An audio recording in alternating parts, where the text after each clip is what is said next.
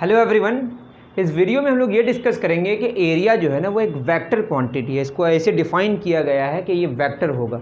अगर आप क्लास 10 तक अगर आप क्लास 10 तक के स्टूडेंट हैं तो शायद आपने एरिया एज अ वेक्टर नहीं जाना होगा, लेकिन क्लास 11 में आते ही ये बात शुरू हो जाती है कि area is a vector quantity. तो किस तरीके से इस वेक्टर को डिफाइन किया गया है उसको देखते हैं। देखिए, एरिया वेक्टर है तो वेक्टर होगा तो डायरेक्शन को तो डिफाइन करना पड़ेगा, और इस केस में हमें क्रॉस प्रोडक्ट की ज़रूरत पड़ेगी। किसकी ज़रूरत पड़ेगी? मान लेते हैं कि एरिया वेक्टर को हम ए वेक्टर ऐसा लिखें। ज़्यादातर केसेस में आपको छुटका सा एरिया वेक्टर मिलेगा, लेकिन अभी हम ए वेक्टर बोले, ठीक है। इसमें दो तरह के सरफेसेस का हम इस्तेमाल करेंगे। एक होगा ओपन सरफेस जिसको 2D सरफेस कहेंगे, एक होगा क्लोज्ड सरफेस जिसको हम 3D सरफेस बोलेंगे। ओके, तो एरिया वेक्टर की अगर हम बात करें तो एरिया वेक्टर का जो डायरेक्शन हम लेते हैं, जैसे मैं यहाँ पे हमारे पास एक बोर्ड है ना, इसका लेंथ होगा, ब्रेथ होगा, मतलब इसका जो अपना डायरेक्शन होगा इसी सरफेस के नॉर्मल लिया गया है। इसको वेक्टर हम लोग मान लिए, और मानने के बाद इसका डायरेक्शन को कैसे डिफाइन किए? इसी के normal, that is area vector का जो डायरेक्शन है, डायरेक्शन एरिया के मैग्नीट्यूड के बारे में तो डिस्कस करने की कोई ज़रूरत नहीं है। एरिया ऑफ रेक्टेंगल का formula length into breadth, area of circle का फॉर्मूला पाई आर स्क्वायर, जो जैसी जहाँ पे ज़रूरत पड़ेगी वो हम इस्तेमाल कर सकते हैं। बस डायरेक्शन जानना है। Direction of area vector is perpendicular to the surface, to the plane surface. Okay, surface कैसा होना चाहिए? प्लेन, या बस सरफेस, क्योंकि प्लेन सरफेस बहुत दूर तक छोटा सा एरिया, जैसे हम स्फीयर की बात करें तो हर एक पोजीशन में उसका जो डायरेक्शन है एरिया वेक्टर का वो चेंज होते जाएगा, क्योंकि उसका जो प्लेन सरफेस है वहाँ मुमकिन नहीं है मिलना। छोटा छोटा, बहुत इन्फिनाइटली छोटा छोटा प्लेन सरफेस मिलेगा वहाँ पे। तो ठीक है, उसी सरफेस के नॉर्मल होता है एरिया वेक्टर। ये एक वेक्टर क्वांटिटी है तो इसका ऐसा यूनिट तो होगा ना, एरिया का जो यूनिट है वही होगा मीटर स्क्वायर। ये बहुत बड़ी बात नहीं है। अब देखिए, इसको समझने की कोशिश करते हैं। मान लेते हैं हमने एग्जांपल लिया, हमारे पास एक प्लेन है X Y plane, X Y, इधर पॉजिटिव एक्स एक्सिस, इधर नेगेटिव एक्स है ना, इधर पॉजिटिव एक्स, इधर पॉजिटिव वाई, नेगेटिव वाई। अब इसके जस्ट यहाँ पे क्या होता है हमारा? ये होता है जेड एक्सिस, जिसको बनाना इस बोर्ड में मुमकिन इसलिए नहीं है चूँकि हमारा ये जो बोर्ड है ये 2D सरफेस है। तो क्या हो जाएगा, यहाँ पे हमारा हमने 3D बनाने की कोशिश की, ये Z ये यहाँ पे है लेकिन बना हम यहाँ पे दिए। ओके, अब मान लेते हैं कि एक रेक्टेंगल है जो कि कहाँ पे है, इसको हम A मान लेते हैं, ABCD, XY प्लेन में। कौन सा प्लेन में? XY प्लेन में रेक्टेंगल है। सारे एंगल्स कितना डिग्री होगा? 90 डिग्री। ठीक, अब जो रेक्टेंगल है, रेक्टेंगल के लेंथ और ब्रेथ को हम डिफाइन कर सकते हैं कि ये लेंथ L है और ये ब्रेथ भी है। ये L है तो ये भी L है, ये B है। अब अगर हम इसके एरिया के बारे में डिस्कस करें तो बस एरिया का जो मैग्नीट्यूड होगा वो तो सिंपल सा लेंथ इंटू ब्रेथ होगा। यहाँ पे इंटू है ये, वैसे क्रॉस में भी यही इस्तेमाल करेंगे, वेक्टर अभी इस्तेमाल नहीं कर रहे, अभी एरिया के मैग्नीट्यूड की बात कर रहे हैं। अगर हम एरिया के वेक्टर की बात करें इस सिचुएशन में, तो एरिया वेक्टर हमारा दो तरीके से डिफाइन होगा, या तो हम AB क्रॉस BC लिखेंगे या DC क्रॉस CB लिखेंगे। तो पहले हम लिखते हैं AB vector cross BC vector. अब जो लेंथ ऑफ द रेक्टेंगल है वो भी वेक्टर हो गया, L क्रॉस B। क्या हो गया बोलिए? L cross B।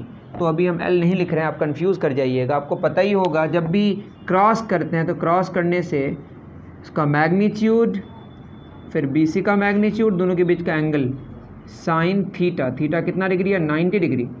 कितना डिग्री है? 90 डिग्री। अभी जो क्रॉस करेंगे AB को BC के साथ, क्रॉस करने के बाद जो रिजल्ट है वो किधर जा रहा है? Z एक्सिस की तरफ। और Z एक्सिस के लिए हम लोग क्या इस्तेमाल करते हैं?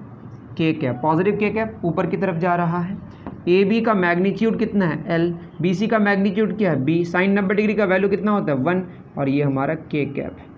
ठीक है, यहाँ क्रॉस अलग चीज़ है और यहाँ क्रॉस का मतलब इनटू है। यहाँ क्रॉस का मतलब समथिंग समथिंग साइन थीटा है, जानते ही होंगे आप। ये होगा हमारा LB K कैप। ओके, तो एरिया वेक्टर कितना आ गया? LB K cap. यहीं पे अगर हम एरिया वेक्टर को अगर हम ऐसा लें, DC क्रॉस CB, वो भी तो L और B का ही क्रॉस है, DC क्रॉस CB। तो DC का मैग्नीट्यूड लेंगे, उसके बाद CB का मैग्नीट्यूड लेंगे, दोनों के बीच का angle theta 90 degree sine theta, और अगर हम एल को बी से क्रॉस करें, डी सी को सी बी से क्रॉस करें तो अंदर की तरफ जा रहा है, दैट इज़ ये होगा हमारा माइनस के कैप। तो डी सी का मैग्नीट्यूड एल, सी बी का मैग्नीट्यूड बी, साइन 90 डिग्री 1, बचा हमारा माइनस के कैप। तो हमारा जो एरिया वेक्टर है वो एल बी के कैप आया या एल बी माइनस के कैप आया। दैट इज़ एरिया वेक्टर का डायरेक्शन उस सरफेस के नॉर्मल आउटवर्ड भी हो सकता है और अंदर भी हो सकता है, ऊपर भी हो सकता है और नीचे भी हो सकता है। दैट इज़ अगर हम 2 डायमेंशनल सरफेस लें, क्या लें, 2D लें, 2D को हम बोलते हैं ओपन सरफेस, 2D या इसको हम क्या बोलेंगे, ओपन सरफेस। ओपन सरफेसेस में बोथ डायरेक्शंस, है ना, upward and downward can be considered. आप जो चाहें आप अपने हिसाब से कंसीडर कर सकते हैं। लेकिन 3D सरफेस में कुछ और होगा, इतना आप नोट डाउन कर लें। तो मेरी बात आपको समझ आ गई कि एरिया वेक्टर एक वेक्टर क्वांटिटी है, इसका यूनिट मीटर स्क्वायर है, इसका डायरेक्शन उसी का नॉर्मल कैसे लेते हैं, क्योंकि यहाँ पे क्रॉस इन्वॉल्व हो जाता है। ठीक है, अब आते हैं 3D सरफेस में। यही अगर सर्कल होता है यहाँ पे क्या होता है, तो पाई आर स्क्वायर लेते एल बी के प्लेस में। तो मुझे लगता है एक एग्जाम्पल इनफ है, ज़्यादा मुझे यहाँ पे आपको परेशान करने की ज़रूरत नहीं है। अगर हम 3D सरफेस लें, क्या लें, 3D सरफेस के लिए हम क्या बोलेंगे, क्लोज्ड सरफेस। क्लोज्ड सरफेस का मतलब ये है, जैसे हम एक एग्जाम्पल लें क्यूबॉइड का या क्यूब का।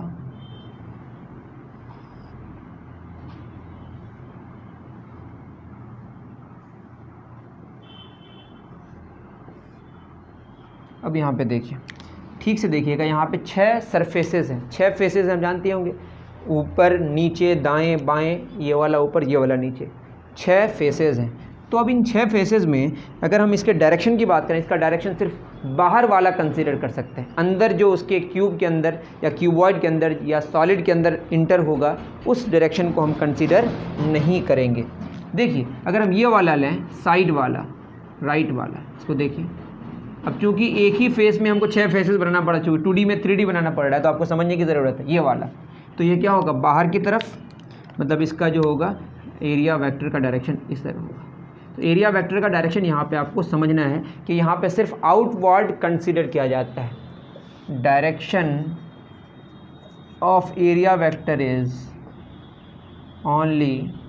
Considered only outward. ऐसा डिफाइन किए हम कि सिर्फ आउटवर्ड को ही हम यहाँ पे कंसीडर करेंगे। ये एक हम अपनी मर्ज़ी से नया फिजिकल क्वांटिटी इंट्रोड्यूस कर रहे हैं जो कि वेक्टर है। मतलब एरिया तो इंट्रोडक्शन हो चुका है उसका, लेकिन ये वेक्टर को हम इंट्रोड्यूस किया है और हमने इस वेक्टर में ये दिमाग में बैठा लिया कि जब 2D होगा तो दोनों डायरेक्शन को हम कंसीडर कर सकते हैं और 3D होगा तो सिर्फ एक ही डायरेक्शन को कंसीडर कर सकते हैं। अब हमारे पास दूसरा इधर भी होगा, इधर अगर हम बना दें ये वाला, ये किधर होगा, इस डायरेक्शन में, तो इस एरिया वेक्टर का डायरेक्शन इधर होगा। तो 2 फेस हो गया, एक होगा हमारा ये वाला ऊपर नीचे, एक ये वाला ऊपर एक नीचे, समझ रहे हैं ना, पेपर के ऊपर नीचे। अगर हम यहाँ पे बनाएं ये वाला, तो ऐसा मत समझिए इंटरसेक्ट करे, दोनों फेस अलग अलग है, लेकिन क्या करें यहाँ बनाना पड़ेगा हमें। तो ये इसका डायरेक्शन इधर होगा, ये होगा एरिया वेक्टर। उसी तरह से हमारा नीचे भी होगा, ठीक है, किधर होगा, ये फिर अपना नीचे होगा, नॉर्मल होगा। याद रहे सरफेस का कितना एलिमेंट, नॉर्मल, ठीक है। अब यहाँ पे बचा कौन सा, एक प्लेन आपका जो कॉपी है उससे ऊपर, और एक नीचे, एक ये वाला, समझ रहे हैं, ये वाला, और एक ये वाला। तो इसको बना सकते तो नहीं है, लेकिन आपको समझाने की हम कोशिश करते हैं, इतना आप कॉपी कर लीजिए वरना फिर आप कन्फ्यूज़ कर जाइएगा।